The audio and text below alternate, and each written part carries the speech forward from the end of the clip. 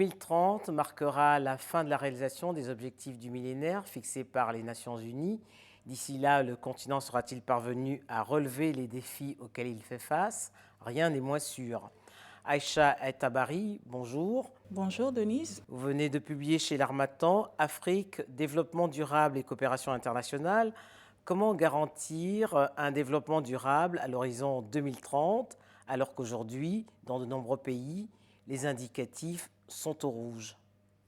Oui, c'est une question qui va nécessiter une action transversale, qui va devoir mobiliser toute une véritable dynamique de toutes les couches, de tous les acteurs de la société, parce que la thématique du développement durable ne concerne pas que l'environnement, elle concerne aussi l'économie, elle concerne aussi le social. Et les femmes sont au cœur de cette dynamique, les femmes rurales africaines surtout. Donc il va falloir donner toute leur place aux femmes africaines qui sont les principales sources d'approvisionnement en eau, en énergie, qui sont les principales qui sont les acteurs de la sécurité alimentaire en Afrique. Il va falloir placer les femmes au centre de cette dynamique et mobiliser donc tous les acteurs qui concourent à cet objectif. Alors, vous préconisez que les femmes soient au cœur de ces objectifs pour atteindre les objectifs de développement durable, les femmes, la santé des femmes, mais également leurs droits. Alors, on sait qu'en 1995, il y a eu un tournant en matière d'égalité des droits des femmes, de développement et de paix. C'était à l'occasion de la conférence mondiale qui s'est tenue à Beijing. 25 ans après, quelles sont les priorités selon vous? Selon moi, les priorités, c'est l'autonomisation des femmes. Il faut permettre aux femmes, parce que nous travaillons beaucoup sur les thématiques de femmes rurales. Vous savez, l'agriculture est la principale activité dans beaucoup de pays en Afrique et les femmes représentent 60 à 70% des travailleurs agricoles. 80 même. Et même 80 selon certains chiffres. Et donc, ces femmes-là, il faut leur donner les moyens de pouvoir avoir accès à la sécurité foncière, leur permettre d'avoir accès à des intrants, à une modernisation de l'agriculture. Il faut leur permettre d'avoir accès à des financements. Et pour cela, les femmes doivent s'organiser en coopérative. Il a été prouvé que la coopérative est un moyen, en tout cas, qui peut permettre aux femmes de lutter contre la pauvreté, parce qu'en se mettant ensemble, elles peuvent avoir accès à des financements, à des crédits, et cela peut leur permettre de contribuer de façon plus marquée à la croissance de la région Afrique et même à la croissance mondiale. Alors, qu'est-ce qui fait défaut, à votre avis? C'est la volonté politique ou les moyens? Ce qui fait défaut, tout d'abord, c'est la prise de conscience des femmes elles-mêmes du rôle qu'elles ont à jouer. Il y a aussi les préjugés culturels, parce que certaines familles préfèrent scolariser les garçons plutôt que les filles. Et vous savez que l'éducation est le défi majeur en Afrique.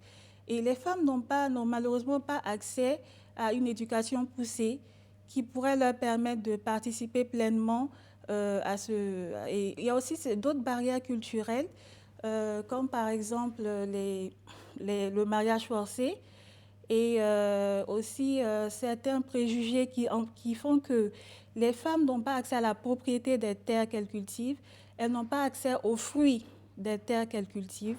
Et ce sont des barrières culturelles qui doivent être combattues. Alors, pour la spécialiste en santé publique que vous êtes, comment expliquer le retard pris dans le secteur de la santé publique, alors que dans les années 90, on parlait de santé pour tous en l'an 2000, on en est très loin aujourd'hui. Alors, ce défi est dû à la vieillesse du plateau technique. C'est un déficit quantitatif et aussi qualitatif. Et aussi à des plans d'ajustement structurel qui n'ont pas permis aux États africains d'allouer le budget nécessaire à la santé et à l'éducation. Il y a eu des contraintes qui ont obligé les États africains à mener certaines politiques qui étaient dictées par des experts de bureaux climatisés des Nations Unies qui n'étaient pas forcément adaptés aux réalités locales. Et il faut vraiment un véritable effort il faut de véritables réformes. Il faut que les intellectuels africains aient le courage de mener une véritable réflexion pour faire des propositions adaptées à nos réalités, tout en tenant compte de la dynamique mondiale, de l'environnement mondial. Alors, l'OMS, l'Organisation mondiale de la santé, hein, recommande la couverture maladie universelle, pardon, mais plutôt, il faut même dire la couverture sanitaire universelle, c'est plus approprié, avec un accès équitable aux soins de santé, mais tout en n'exposant pas les malades aux difficultés financières.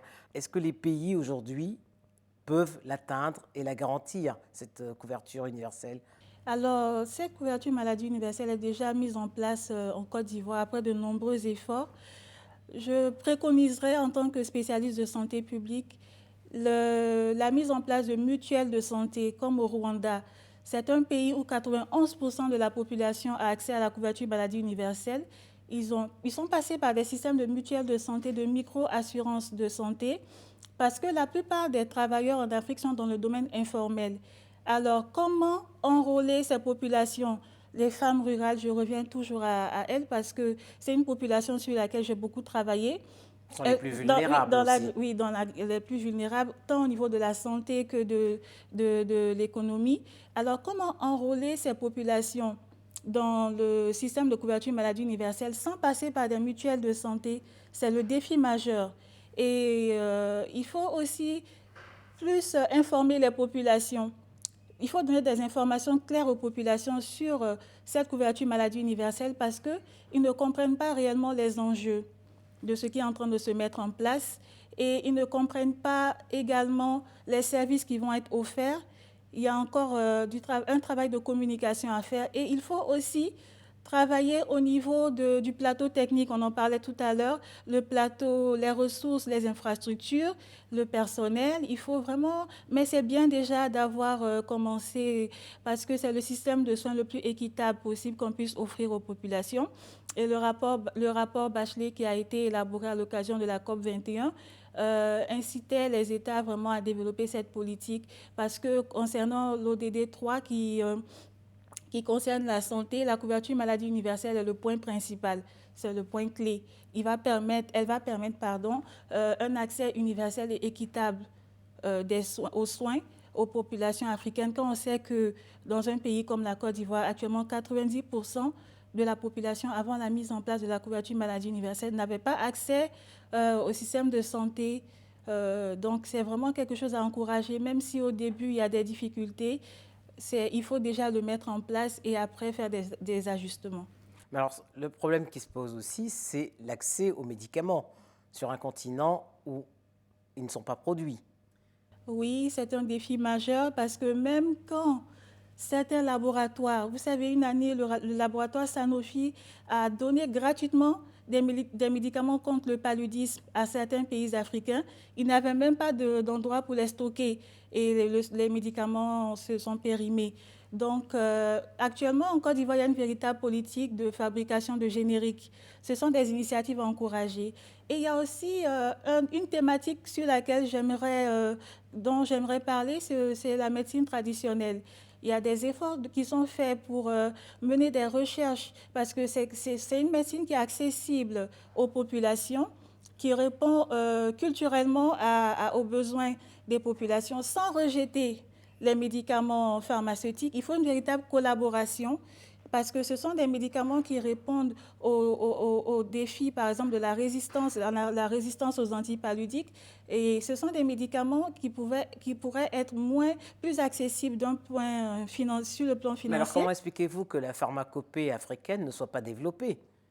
Dans certains pays, il y a de nombreux efforts, comme au Ghana. Vous allez au Ghana, à l'hôpital, vous pouvez avoir accès. Il y a une véritable collaboration entre le praticien de médecine traditionnelle et le médecin. Et c'est ce que moi, je préconise. Là, il faut appliquer la rigueur de la médecine moderne à cette richesse, cette diversité qui est à notre disposition en menant des études de laboratoire sur les médicaments pour tester l'innocuité, l'efficacité, le dosage. Et il faut vraiment, je pense que c'est une voie sur laquelle il faut faire beaucoup de recherches. Et comment combattre justement les pharmacies par terre? Oui, les pharmacies par terre, vous savez, c'est un problème qui rejoint la thématique de l'éducation. C'est pour ça que je dis qu'en Afrique, il faut des actions systémiques et transversales. Parce que les populations qui n'ont pas accès à un niveau d'éducation assez élevé on recourt donc à ces médicaments parce qu'ils coûtent moins cher que les médicaments pharmaceutiques, mais parce qu'ils ne sont pas conscients des dangers de ces médicaments. Sur la santé, oui. Sur la santé. Donc, ça rejoint encore la thématique de l'éducation.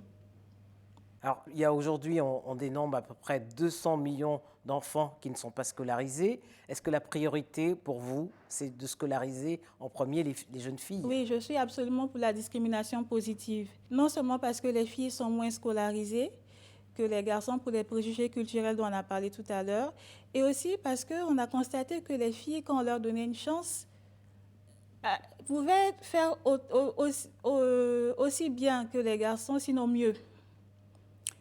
Et donc, je ne vois pas pourquoi on ne donnerait pas leur chance aux filles d'exprimer leur plein potentiel, parce que c'est quand même la moitié de l'humanité. Et donc, pourquoi on laisserait derrière la moitié de l'humanité alors qu'elles peuvent participer pleinement à la croissance économique régionale et mondiale? Alors, à 10 ans de la fin de la réalisation des objectifs du millénaire, pour vous, Aïcha Aïtabari, quelles sont les priorités pour les pays africains? Pour moi, la priorité, tout d'abord, c'est la santé. C'est la santé, ensuite l'éducation et aussi la thématique du réchauffement climatique, parce que beaucoup d'Africains ne sont pas sensibilisés sur cette question, parce qu'ils pensent que le réchauffement climatique, ça ne concerne que les pingouins en Antarctique, alors que le réchauffement climatique concerne en premier lieu les populations de pays vulnérables, parce qu'ils n'ont pas la résilience nécessaire pour faire face aux conséquences de ce réchauffement climatique.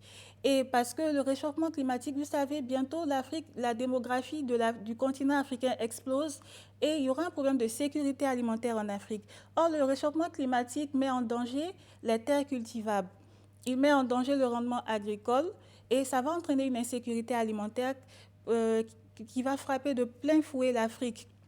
Et deuxièmement, je disais que les femmes rurales africaines étaient au cœur de la dynamique des objectifs de développement durable parce que ces femmes-là sont les plus vulnérables, elles sont les plus vulnérables aux inégalités, elles sont les plus vulnérables à la pauvreté et à la faim, toutes choses qui sont occasionnées par le réchauffement climatique. Et on a constaté que les catastrophes naturelles, pendant les catastrophes naturelles, les femmes en général étaient 14 fois plus exposées, plus le nombre de victimes. Parmi les victimes, il y avait 14 fois plus de femmes. Donc, je pense qu'il faut vraiment mettre les femmes au cœur de cette thématique d'atteindre des objectifs de développement durable. Parce que, qu'on le veuille ou non, comme on l'a dit, elles constituent les 3/4 des populations agricoles et elles sont les plus vulnérables donc, à ces principales thématiques.